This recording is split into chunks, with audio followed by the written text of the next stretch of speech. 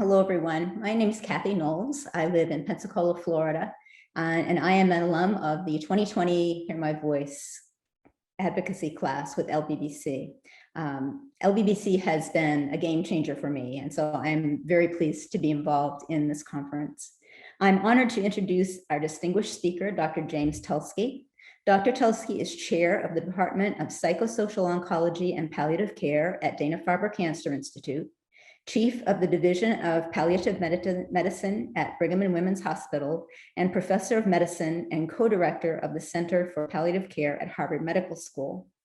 We will have an opportunity to ask Dr. Tulsky your questions, so please enter them in the Q&A at the bottom of your screen as you think of them. Dr. Tulsky is unable to give personalized advice, so please frame your questions so that they will be of most benefit to everyone. We also encourage you to connect and share your own insights with us in the chat function, also located at the bottom of your screen. Dr. Tulsky, welcome, and thank you for being with us. I'll turn it over to you. Thank you, Kathy. It's a pleasure to be here. And as I look at the chat right now and I see where everyone's coming from, it's really exciting to see the variety of places that people are joining us from. And for me, this is really a great honor because the reason that I do this work is all of you. And so to be with you today in this way is special. What I would like to do to start is everyone I can see is using the chat already. And it looks like you know what you're doing with the chat, which is great. And what I would like everybody to do is, as you're in panelists and attendees, so that it goes to everyone, I want you to think, but I don't want you to actually write this in yet, but I want you to think for just a moment about what has given you joy in the past week. What has given you joy in the past week? So I want you to think about that for a moment. I actually want you to start writing it in the chat, but don't push return yet until I say so. Okay? And so hopefully you've thought about that. What gives you joy? What has given you joy in the past week? Put something in the chat, and now everyone hit return. This is absolutely awesome, exactly as I was hoping. So I'm just looking at all the things that are so special to each of you, you know, your families, children, pets, springtime, the outdoors, new dog from Mexico, congratulations. Dancing with your son in the living room, Nancy, I love that. Let's see, what else? Making art, so important, creative, Margaret. Another laughing and dancing with my 5-year-old from Andra. Conversation with the students from Katie. This is just so fabulous. Conversations with friends. Your NBC book club, Patricia. Spring blooming, a lot of people are thinking about spring and the outdoors, seeing your grandchildren's vacations, watching your kitten play. Jody, I love that. So many things that give us joy.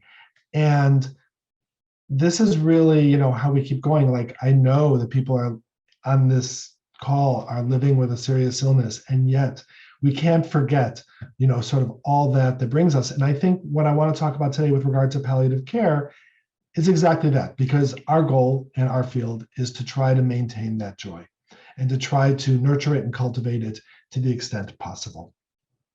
So what I'm going to do here is I'm going to actually start some slides. I don't have a lot of these. And let me just share my screen for a moment. And okay, hopefully all of you can see that now. And, you know, I just talked about the joy that we all experience. Unfortunately, this photo shows the opposite of that. And I think for too many of us, this maybe is a familiar vision. This is actually a photo that was taken. There's a woman who, as she went through cancer, did sort of a photojournalistic thing, and a number of her pieces were published, I believe, in the New York Times. And there were a number of photographs. And this one just strikes me as so classic because, you know, there you have in the corner, you know, by the weight scale there, you have the patient's partner or caregiver or friend who's there just beleaguered and tired and sick of all of this. And then over there, you've got the doctor who's, what's she doing? She's looking at the computer, right? And then in the middle, you have the patient, and she is just staring up at the sky. And, what is this all about? And everybody is off in their own little place, and everyone is disconnected. And to me, this really just what comes through is just the pain that we can sometimes experience as we go through these illnesses. So what I'd like to talk about is what is palliative care? And how can we possibly cut through some of that suffering, some of that pain, and try to be helpful? And I will tell you that the photos you're going to see now that are going to intersperse some of the slides I have are all from a study that I did a number of years ago.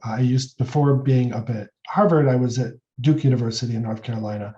And we did a study over 4 or 5 years where we tracked patients living with cancer, as well as some patients living with other serious illnesses, heart disease, lung disease. And we followed them out for 4 years with monthly surveys. And every 3 months, we actually did visits in their homes and collected lots of information to learn about what the experience was like for people living with these diseases. And we asked people along the way, would they be willing that we could take their photos and use them in venues like this? So I want you to know these are photos from that study. These are real people, and they all gave us permission to do this. So palliative care is a number of things. First, it is specialized medical care for people with serious illness. And I want to unpack that a little bit. Specialized medical care, what that means is it's actually a subspecialty of medicine. As a physician, I'm board certified in the field of palliative medicine. You can start from many other fields, actually from 11 other fields. Personally, I started in internal medicine, but you could start in surgery, psychiatry, radiation oncology, whatever. You can do any other specialty beforehand, and then also do specialty training in palliative medicine. So it's specialized medical care. And I will also say that many of the non-physician providers, whether they be nurse practitioners or social workers, also many of them have specialty training in palliative care. And it's for people with serious illness. And that's the word that I like to use. Because certainly metastatic breast cancer is a serious illness, as are many other things, various kinds of lung disease or heart disease or whatever. And in our mind, serious illness is anything that a person lives with that changes their life, and that is longstanding, and in most cases is life-threatening. And it doesn't necessarily mean it's something that's going to kill the person immediately or even ever, but it is something that's changing their life to live with. And then palliative care also is relief from symptoms, pain, and stress, whatever the diagnosis. So we don't really care in our field what the primary diagnosis is, as long as it's a serious illness and someone's suffering from it. We would like to be helpful. Obviously, I focus primarily on cancer, and so we focus on symptoms, which much of it is pain control. So most of us consider ourselves specialists in pain, but we also take care of lots of other symptoms. The most common ones that I would say that I treat are nausea, and fatigue, and shortness of breath, and then other things, itching, or sleep problems or whatever. And then also sort of the emotional things that come, which are symptoms, anxiety, depression, and so forth. Our focus is on improved quality of life for both the patient and the family. So there's two things here. First is improved quality of life. And that's our whole focus. We don't focus on treating the cancer. I work alongside an oncologist, and his or her job is to do that, is to figure out what are the best and most appropriate cancer-directed therapies for you. And we communicate about that, and I'm knowledgeable about those therapies, but that's not my job. My job is to try to maximize your quality of life as you're going through treatment or as you're living with the disease at any point. The other part of this statement that's important is patient and family. We see the family as the unit of care. When in that chat, when everybody was talking about the things that bring them joy, so many people mentioned family members. And we know that you're not independent from that. And it's also appropriate at any age and at any stage of illness. So this is perhaps one of the biggest fallacies or misunderstandings about palliative care, is that this is something that's just appropriate for very end of life. And nothing could be further from the truth. And I'll share some more about that later. And also any age, it's not just for older people or younger people or whatever. And the other thing that's really important is that palliative care can be provided together with cancer-directed treatment. In fact, I have an outpatient palliative care practice at Dana-Farber Cancer Institute, and the overwhelming majority of my patients, in fact, it's only a handful who are exceptions from this, are receiving active cancer treatments, whether those are chemotherapies, immunotherapies, or whatever. And so, this is not something that we only do when somebody is no longer receiving cancer-directed therapy. So we hope that what we're ending up providing is quality care that patients want. And there's a lot of data to suggest that that's exactly what people do want. So as I've mentioned, that would be vigorous treatment of pain and other symptoms. It's also relief from worry, anxiety, and depression. I think that, anxiety and worry are so much of what lead to suffering. And to the extent that we can intervene on that, we can't make the cancer go away. And even, the oncologist may not be able to do that all the time. But what we can do is we can try to help live with it and understand that. Close communication about care. I would say that if there's if there are two big areas that palliative care specialists focus on, and which are particularly knowledgeable, one is symptom management, as I've already discussed, and the other is communication. We like to consider ourselves communication specialists, and that we help you understand what's going on with your illness, understand what's going on with yourself. We will often bridge communication between you and the oncologists. Many oncologists are excellent communicators, some are not. Sometimes things are misunderstood. So we want to make sure that everybody is on board with that. We also help coordinate care and transitions, particularly when people are going in and out of the hospital or from the hospital to another care setting, perhaps a skilled nursing facility or rehab or whatever. At the end of life, we help coordinate with hospice as well, and I'll talk about that in a bit. And support for family caregivers. I've already mentioned that we view the family as a unit of care, and we try to give that kind of support where we can. And all of this comes together for what we hope will be a sense of safety in the healthcare system. We want you to feel safe with your care and trusting in your care. So the way the term that a lot of people have started to use is that we view palliative care as an extra layer of support. I'm imagining, since everyone or most people on this call have metastatic breast cancer or a loved one with metastatic breast cancer, then you're probably seeing an oncology team of some sort somewhere. And that's kind of probably the primary focus of your care. We like to believe we're that extra layer of support working alongside your other care providers to provide help. And I want to talk a little bit about sort of how this model has changed, because palliative care is not new, not very new, but it's sort of new. I would say that it really only was started in about the mid-90s in America, and a little bit earlier than that in other countries. And so it is, fairly new when you think about it. And this graph, or this graphic here, shows the way that things used to happen. So you would be diagnosed with cancer over here. You would receive disease-directed care until some moment when that would stop, when the oncologist might feel that, cancer-directed therapy was no longer going to be effective. And then automatically you sort of had to jump that bridge into hospice care, which was sort of this abrupt shift. And this was obviously towards the end of life if someone was going to be taken by their disease.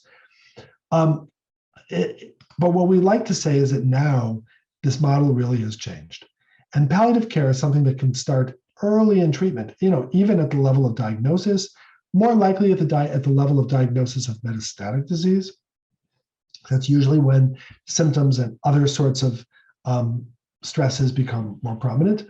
And it goes alongside, as you can see here, alongside disease-directed care.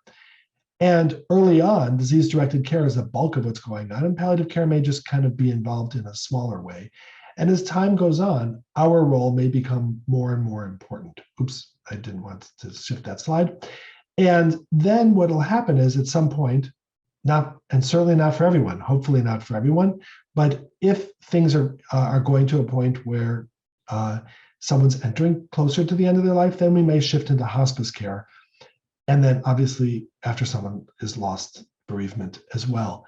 And all of that is kind of what we do. So hospice care is a subset of palliative care, but it's hardly all of what we do. In fact, I would say it's the minority of what we actually do. So I would also like to speak a little bit about that, because I think I just want to name this, and I know hospice may be sometimes a little bit of a scary thing to talk about and think about, but I do want to name it because it is a component of what we do, and also people have a lot of, again, misconceptions, I think. So first, what is palliative care? It's appropriate at any point in illness. Hopefully I've made that point fairly clear. It's provided at the same time as life-prolonging treatment. And we take care of people who we're hoping are going to be cured, as well as many people who are going to live for a very long time. There's no prognostic requirement. So you can get palliative care and hopefully you're going to be living, 50 more years. There's no requirement about, time span. And there's no need to choose between treatments. You can get palliative care together with the most advanced oncology care. Hospice is different. And hospice is really it's a care model that also is a insurance coverage system of because what happens in most insurances, whether it's Medicare or private insurance, is the insurance will now pay for hospice rather than the conventional treatment. So it's for people in last weeks or months of life. You're supposed to have a prognosis of less than 6 months. In other words, a physician's supposed to be able to say that that's what they would expect. It provides a lot more services. So this is the upside of hospice, is that hospice will provide a nurse coming into your house. They'll provide an aide coming into your house. They will provide social workers in the home and all sorts of other services. They'll bring the medications to your home medical equipment. All of these things can be provided by hospice, which can be a big boon. However, and this is the part that's tough, it may require giving up coverage for certain disease-directed therapies. And so most of my patients choose hospice at a point when those disease-directed treatments are either too burdensome, causing too many side effects, or are ineffective.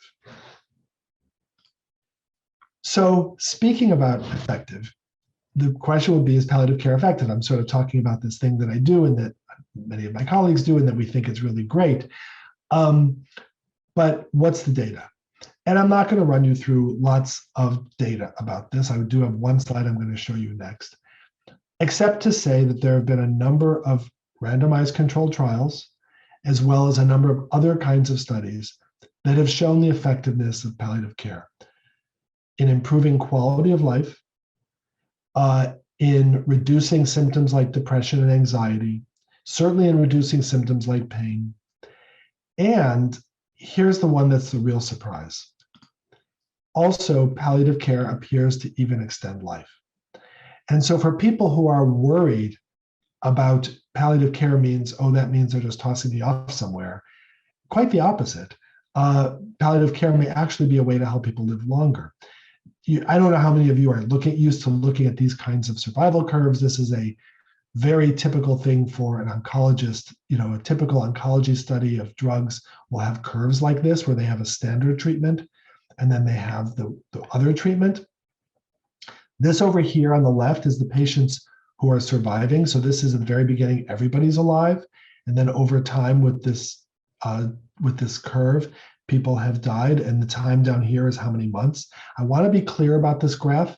This is from a study of patients with metastatic lung cancer. This is not a study of patients with metastatic breast cancer. I want to make that very important, because as you all know, people with metastatic breast cancer live much, much longer, and then with lung cancer, which is a much more fatal disease. So I don't want this to scare people, but I do want you to see the difference. And what you see here is that as time goes along, the patients who are getting early palliative care, these are people who, once they were diagnosed with metastatic breast cancer, were enrolled in early palliative care or not. For the first, 10 months or so of the study, the people were, living about the same amount of time. But over time, what you see is that there are a number of people that are actually living longer. So you have, living 24 months, let's call that 2 years, you have about 35% of the people who got palliative care and only about 15% of the people who got standard care. So there's a dramatic improvement. And by the way, if this were a drug, this would be considered an absolute breakthrough drug, okay, that they gave this much benefit to palliative care, to the treatment. So I want to put that out there. And I will just be honest and say this data is a little bit controversial. This was published in the New England Journal of Medicine, the best journal out there. It's a very good study. Actually came from Mass General Hospital across town from us. But, there's some people that wonder about it, but it's the more important thing to know is it absolutely does not shorten life, and quite the opposite. So at this point, I'm going to stop. I'm going to stop sharing my screen. And I have just a few more things I want to mention, and then I would like to open it up to questions.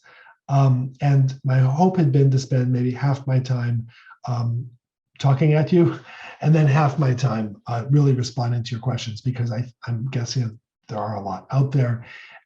So the first thing I want to say, though, is what happens when you see a palliative care specialist. You might wonder, if I actually think this is great, if my doctor sends me to a palliative care specialist, what's going to happen? So you'll see a clinician, most likely either a physician, possibly a nurse practitioner.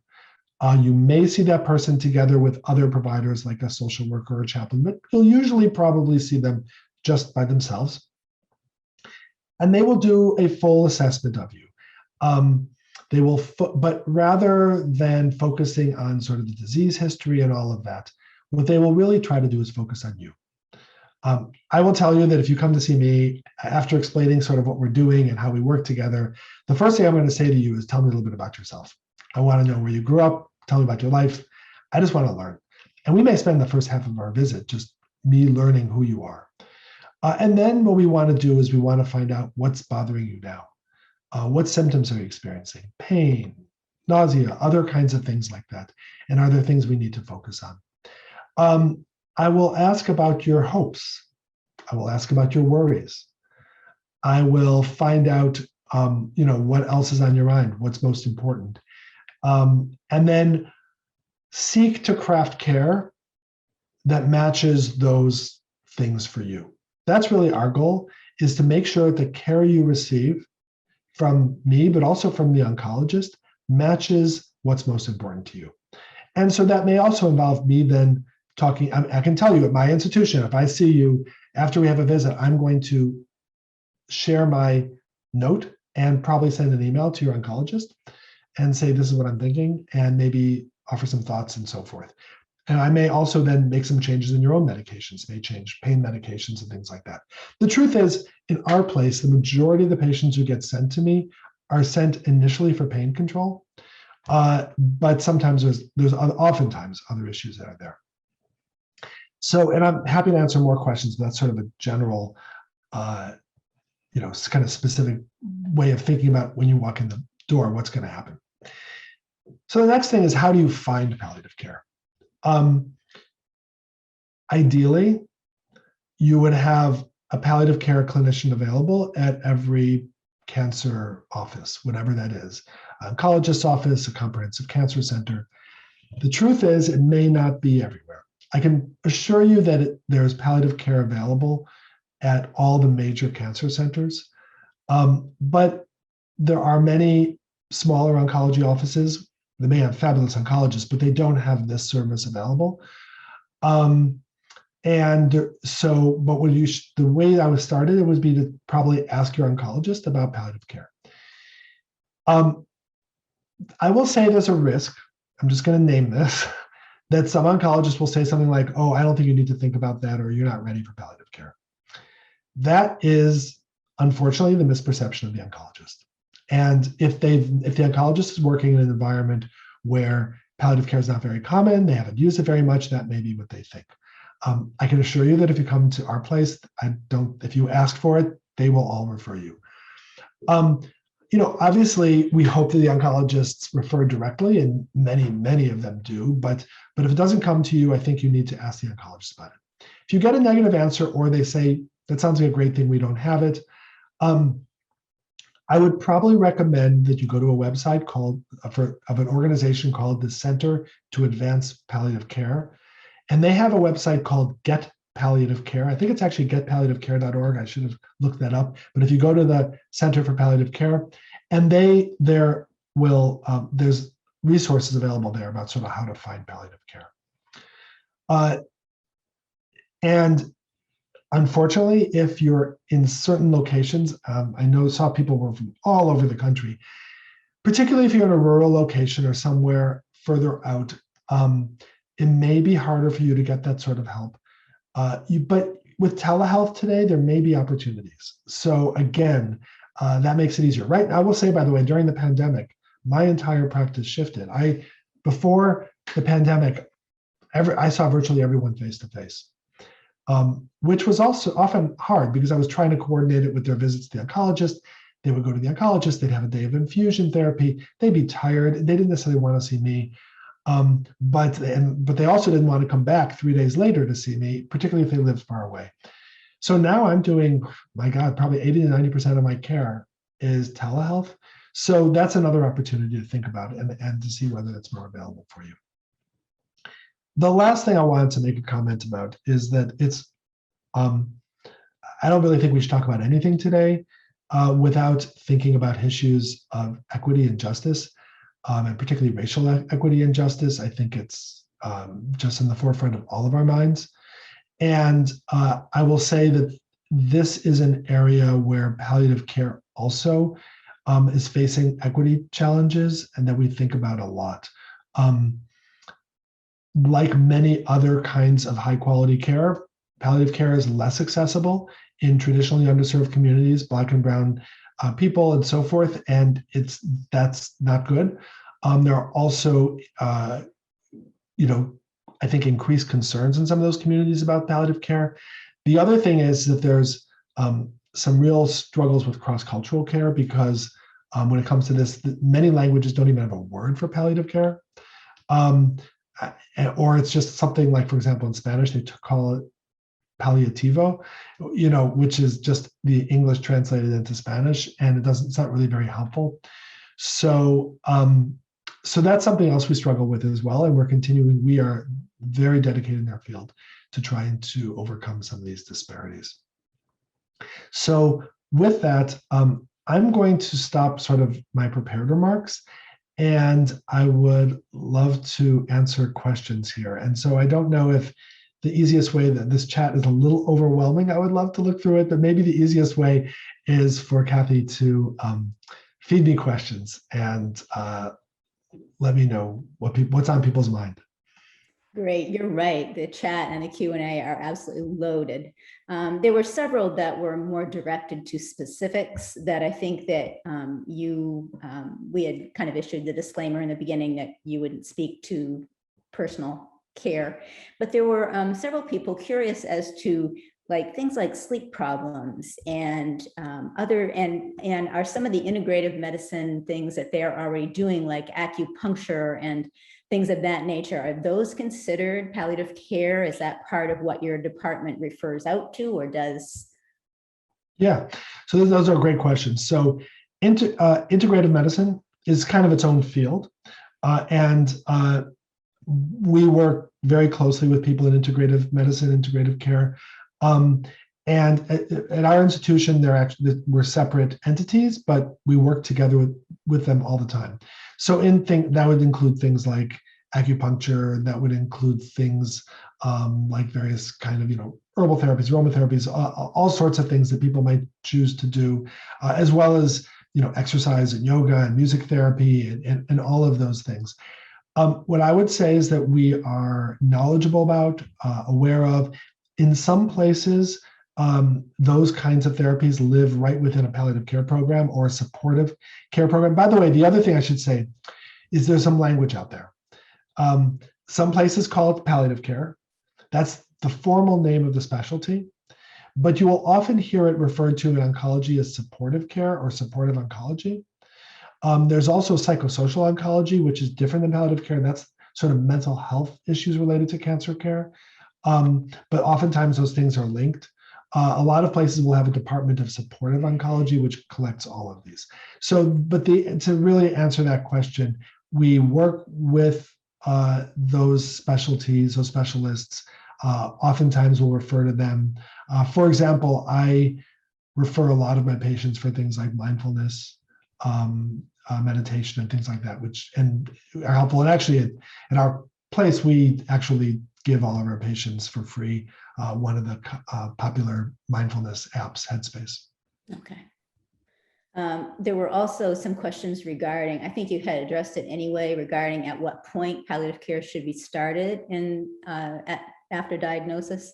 I think that you had addressed that, but there were several people who had asked about that as well. Sure. So I think what makes the most sense usually is when people have, however you want to describe it, advanced cancer, metastatic, usually it's metastatic disease.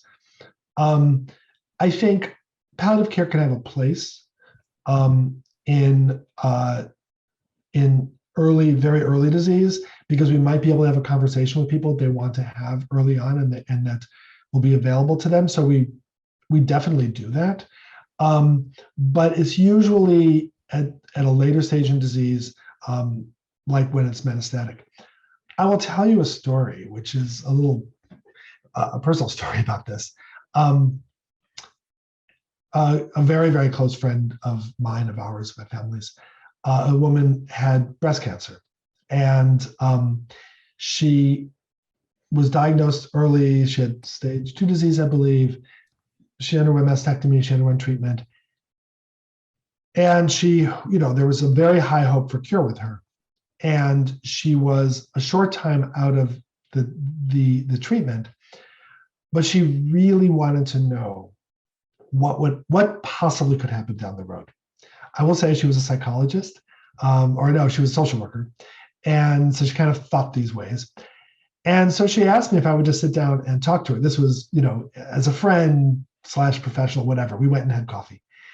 And she wanted to know everything. I mean, she just wanted to know, what if this comes back? What if she dies? What would that look like? What would her end of life care look like? She just felt like she needed to know these things in order to be able to control it.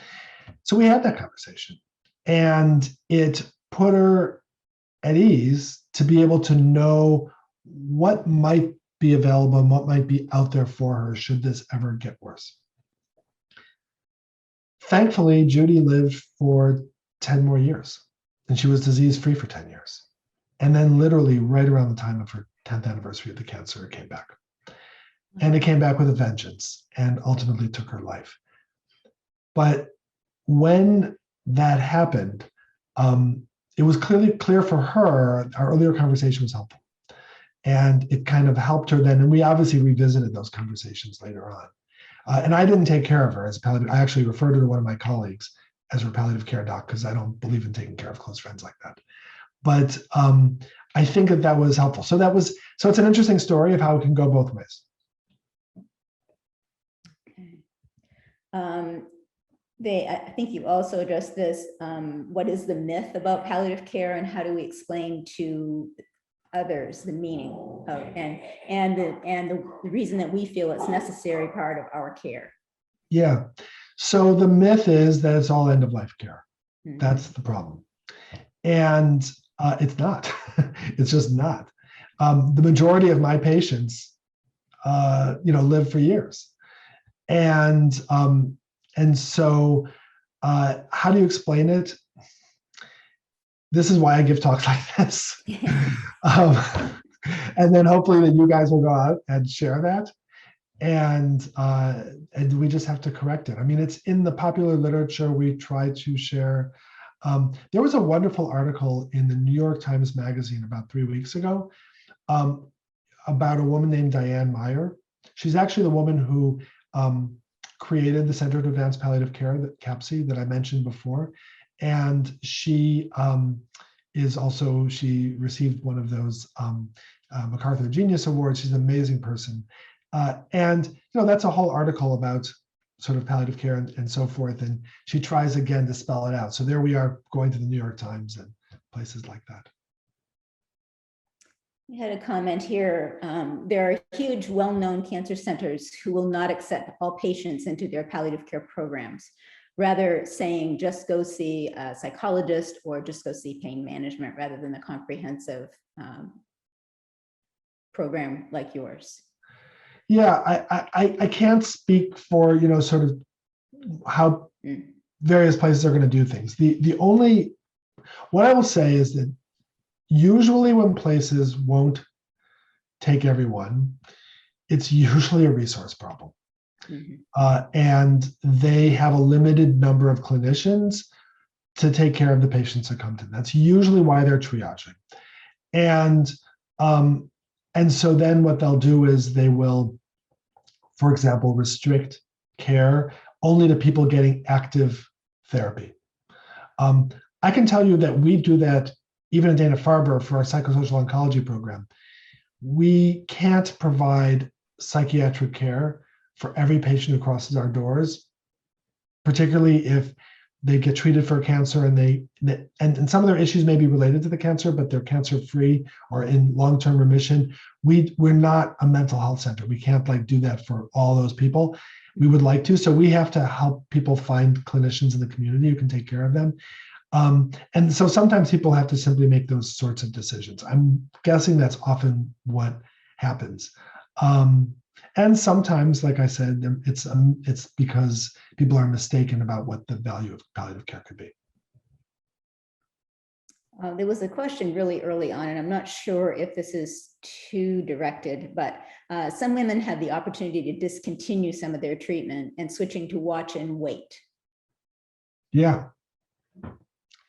So this is, so watch and wait is an interesting thing. There are different kinds of watch and wait. This is where I'm going to maybe say some controversial things. So there's one kind of watch and wait, which is you treat somebody, they've received cancer-directed therapy, there's no evidence of disease, or the disease is small and incredibly dormant in certain kinds of cancers, and you feel like you can just wait it out and you don't want to expose somebody to the burden and the toxicities of treatment. But particularly when people have no evidence of disease, you don't want to expose them to that, and it's sometimes controversial about whether ongoing treatment is effective and so forth. So that's one kind of watch and wait that oftentimes makes a lot of sense, and that's really an oncology type decision. The second sort of watch and wait is where the treatments are really burdensome and really toxic, and they're effective, but things are kind of slow. And there's really a question here as to whether the burden of the treatment outweighs what's happening with the disease at that point. And that could be sort of maybe if we just don't treat this, you'll be okay. And then if, you'll do okay for a while. And then if it comes back worse or starts growing, maybe the toxicity would be worth it at that point. And that, again, is a decision. That's the kind of decision we're involved in as palliative care all the time, and how people think through. Really, it's all about what's most important to you. What are you hoping for? What are you worried about? And let's match the treatment. The third kind of watch and wait is the insidious one. And this is we'll wait until you get stronger, watch and wait. Mm-hmm. And that's the one I would be very wary of when you hear it.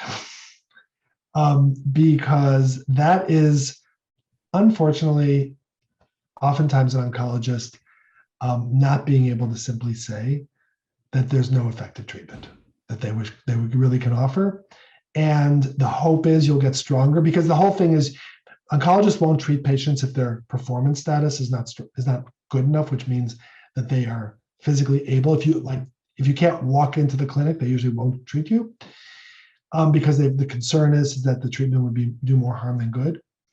But when they say wait until you get stronger with someone with very advanced disease, that is oftentimes avoiding and sidestepping the real issue. So that's the insidious, not so great watch and wait. There have been questions regarding, is medical marijuana now an accepted part where it's legal of palliative care? Yeah, thank you. So medical marijuana, by the way, is legal almost all states. There's a handful of states where it's still not. Recreational marijuana, as you know, is a lot more restricted. So medical marijuana, I look at it as simply one more drug in our armamentarium. It's from a plant, fine, so are many other drugs. It's just another drug. And it's just because it happens to have been illegal for a long time, that changes it a little bit. But I use opioids for my patients all the time, and those are also abused drugs potentially. So a drug is a drug, and the question is it going to help you or harm you, and is the benefit outweigh the burden? I mean, that's the only way I look at it. And I think that's the case for medical marijuana. And most palliative care physicians probably have that attitude, which is if the medical marijuana can be helpful, and the things we know that it's helpful for, it can be helpful in neuropathic pain. This is pain that's caused by damaged nerves. It can be helpful for nausea, particularly chemo-associated nausea and vomiting. It can be helpful sometimes for sleep. The documentation is less well good about that. A lot of us believe it probably helps with anxiety, although again, the data is lacking in that. Those are the key places where medical marijuana is helpful. And many palliative care clinicians also have the ability to certify so somebody can be certified to receive medical marijuana. Not all. In our place, some of our providers do it and some don't. So it's not universal, but that's the way I think most of us view it. Since the question was asked, I do want to say one place where I think most of us would feel kind of strongly. Very few of us believe that marijuana is effective as an anti-cancer therapy. And I know that a lot of people out there believe that. I know that it's being pushed in that way. I don't want to get into a big fight with people, but I don't believe it. And and there are downsides to the high doses of medical marijuana that are used as a cancer-directed therapy. In fact, it actually can create nausea and vomiting, and I've seen it. It's called hyperemesis syndrome, creates other problems as well. So we are cautious about it for that purpose. But when it's being used for symptom management, it's one more thing in the toolbox. Now, what about the paperwork, end of life type paperwork or medical proxies and things like that? Is that part of what you offer? 100%. Okay. Absolutely. That's definitely what we do. So I talked about that first visit I would have with you and what that might look like. And one of the things I would ask you would be, have you ever, selected a healthcare proxy? Who is that person? Have you spoken to that person about your wishes? And then I would ask you, right, because by the way, turns out if you don't talk to that person, they may have no idea what it is you actually know. It's not a surprise they want. And then I would also ask about whether or not you've ever completed any sort of advanced care planning documentation, living will, anything like that. If you have any strong feelings about that. And then depending on where you are in your disease and what we want to talk about and where your own head is at about all of this, we might talk about your own sense of your values, goals with regard to treatments in the future. At the appropriate time, if it's necessary, we also help with completing things like what are called POLST or MOLST or MOST forms, which are physician order or medical orders for life-sustaining treatments. These are forms that people can complete to establish do not resuscitate status at home, outside of the hospital. Okay. So all that kind of stuff we will definitely help with and do all of that. There's a question here about what does the care for families look like during palliative care discussions? Yeah, I mean, I think it really depends on what the the individual provider, palliative care provider, as well as the environment in which they're working. At the least, what it generally means is understanding and including family members as desired by the patient in the whole care discussions, and recognizing that and sort of being very aware that you're caring for a patient. So some of it is more about a perspective than anything else. It also involves, ideally in a palliative care team, it often will involve social work support for family members. That's the most typical way I think we see it. That's certainly for us the way we generally do it. And then we have social workers who can talk to family members and help them manage some of their concerns, some of their anxieties and so forth. There have been a lot of questions in there. Again, I think maybe it's too directed, but with sleep problems. Sure. So sleep is a bear, and there are a lot of reasons for sleep difficulties. And by the way, I'm realizing one thing I'm just going to name also, which is that palliative care as a specialty obviously tries to take care of all these things. I think there are different quality levels and expertise among palliative care people, and how much people know, and then how many resources they can turn to. But speaking about sleep, sleep is something that needs to be diagnosed. Like what is really the problem? There are many, many reasons people have sleep disturbance. It can be anything from medication related, is not infrequently the problem. It can be obviously related to anxiety or depression. It can be related to the illness itself. My God, I think the majority of my patients, why they can't sleep, because they hurt. And so if they're hurting in the middle of the night, they're waking up, and then that's going to keep them up, right? So my number one sleep remedy is pain management. And then hopefully with pain under control, people will be able to sleep better. But there are lots of other sleep disorders. So at our place, what I would do is talk to you about sleep hygiene. So first of all, I would try to figure out if any of those other things are going on. Is this related to medication? Is this related to pain? Is it related to something else?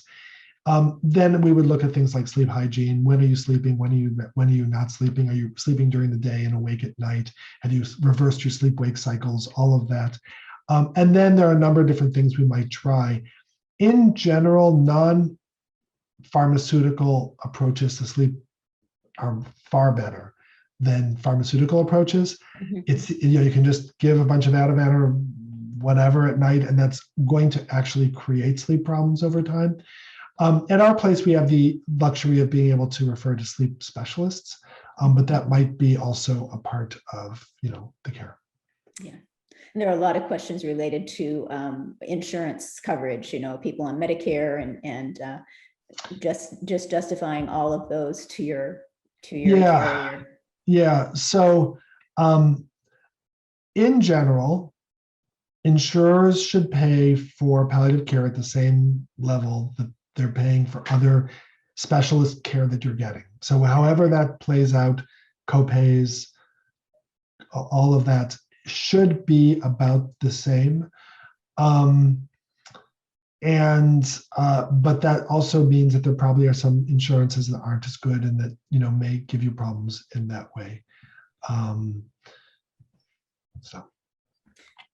I'm curious myself, since there are not enough palliative care providers, I think that you are doing something to educate oncologists after the fact, after medical school, to deal with those types of our types of issues for palliative care, both the side effect issues as well as the emotional issues.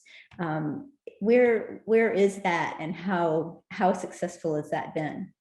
Yeah, so that's great. So we like to think of the language we use as primary palliative care, secondary palliative care, and we actually talk about tertiary palliative care. So I'll explain those.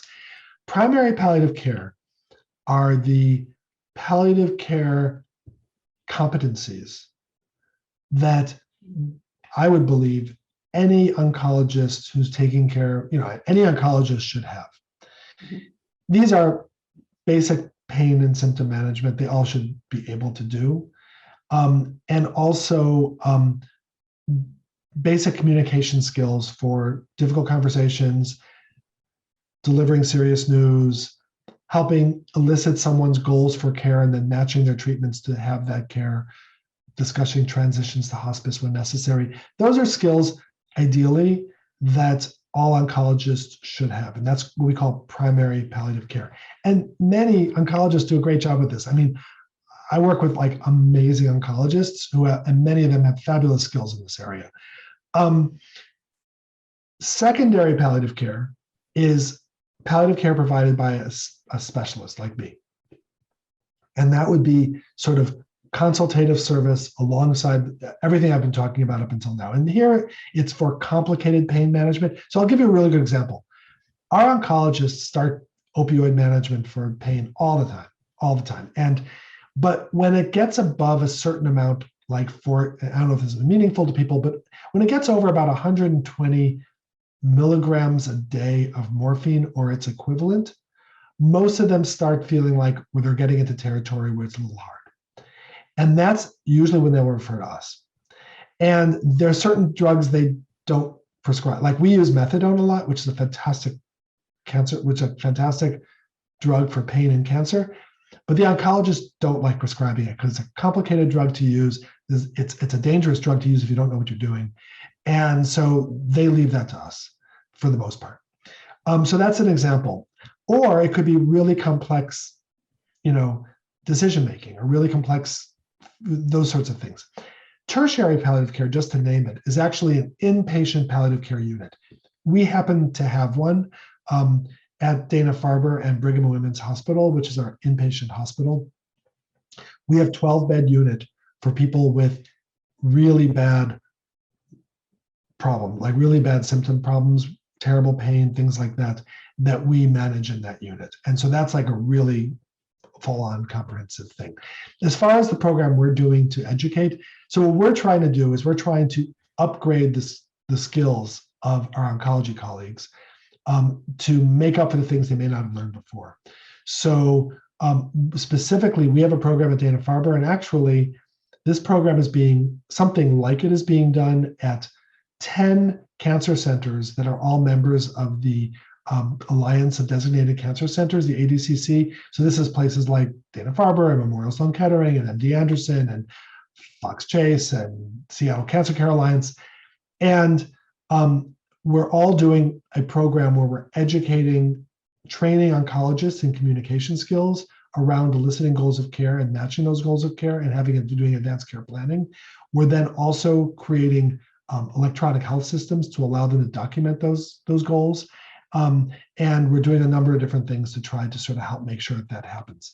So that's a program we're doing across all those cancer centers. I also have currently a randomized controlled trial going on of a similar program that trains oncologists in those kinds of communication skills and also gives patients videos about some of these kinds of questions that were designed by a group called ACP Decisions. And that's called the ACP Peace Trial, and that's going on at Mayo, Duke, and Northwell Health in New York. We'll have the answers to that randomized control trial in a couple of years. But so we're getting out there and trying to do this. Great, thank you. We're down to just 1 minute before we have to make our closing remarks. So is there anything else you would like to say in closing before I give my spiel? No, this has been a wonderful opportunity to speak with all of you. I just feel bad. I wish I could answer the many, many other questions. Oh, there were way too many, but we really appreciate your answering the ones that you did, and some of them I was able to combine. So I think people shouldn't be totally ticked off at me. And I just, I wish everybody the best as you're moving forward, in this journey, and hopefully you can get access to whatever kind of care is going to be appropriate for you. So good luck. Thank you. Thank you everyone for joining us for this great discussion. I want to thank Dr. Tulsky for a wonderful presentation, and thank you for all of your great questions. Please join us for our next session, which will start at 4:30, Shared Voices, Learning from Each Other. You have enough time for a little break, so we'll see you at the final keynote. Thank you.